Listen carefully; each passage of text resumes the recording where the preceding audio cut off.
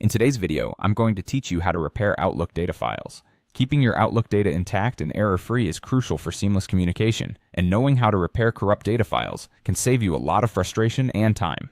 First, it's important to ensure that Outlook is completely closed before we begin the repair process. To do this, you can check the Task Manager on your computer. Look through the list of processes and make sure there's no instance of Outlook.exe running. If it is, just select it and click End Task to close it completely. This step is essential to avoid any conflicts or further issues during the repair. Now that Outlook is closed, the next thing to do is locate the tool that will help you repair the data files. This tool is called scanpst, commonly referred to as the inbox repair tool. Most often, you'll find it in a couple of default locations depending on your version of Office. The typical path is within the Office installation directory, such as C++ program files / Microsoft Office / root Office 16. Browse through the folders until you find scanpst.exe. With scanpst.exe located, the next step involves identifying the exact Outlook data file you wish to repair. These files usually carry a PST extension, and you can often find them stored under your user profile in a folder named Outlook Files. Typically at C+users/yourname/documents Outlook Files.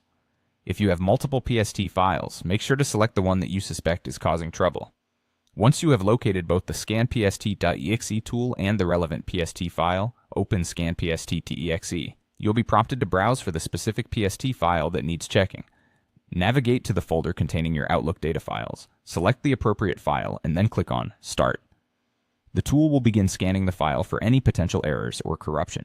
During this scanning process, scanpst.exe will meticulously analyze the file integrity. If it detects any errors within the data file, you'll receive a notification about the issues and provided with the option to repair them. It's a straightforward process from this point. Simply click on the Repair button. The repair procedure usually creates a backup file automatically, just in case you need to revert any changes. This backup is crucial as it ensures that your data remains safe if you encounter issues during the repair. And that's it. You now know how to repair your Outlook data files using scanpst.exe. This process allows you to maintain the efficiency and reliability of your Outlook experience, ensuring that you can continue with your emailing and scheduling activities without unnecessary interruptions. Thank you for tuning in, and I hope you found this guide useful.